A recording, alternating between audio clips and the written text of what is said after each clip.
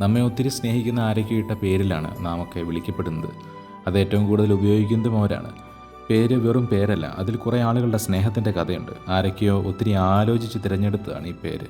അതിനൊപ്പം ചില പേരുകൾ ചേർത്ത് വച്ചിട്ടുമുണ്ട്. മാതാപിതാക്കളുടെയോ ജീവിത പങ്കാളിയുടെയോ കുടുംബത്തിൻ്റെയോ ഒക്കെ പേരുകൾ. ക്രൈസ്തവർക്കൊരു മാമോദീസ പേരുമുണ്ട്, ദൈവത്തിൻ്റെ സ്വന്തമായതിൻ്റെ, ഒരു വിശുദ്ധൻ്റെ സംരക്ഷണത്തിൻ്റെ ഒക്കെ അടയാളം. അതുപോലെ സന്യാസത്തിലും പൗരോഹിത്യത്തിലും പ്രവേശിക്കുമ്പോൾ പേര് മാറ്റുന്നവരുമുണ്ട്.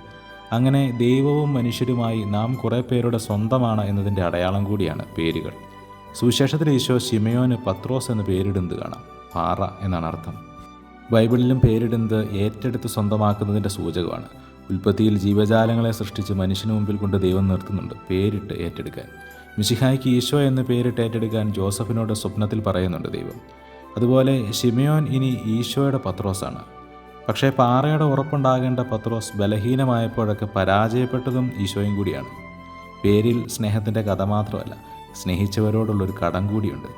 എനിക്കുണ്ടാകുന്ന വീഴ്ചകളിൽ, എൻ്റെ പേരിനേൽക്കുന്ന കളങ്കങ്ങളിൽ എന്നെ പേരിട്ട് വിളിച്ചവരുടെയും പേരെടുത്ത് വിളിച്ചവൻ്റെയും ഒക്കെ കൂടി കണ്ണീരുണ്ടാവും.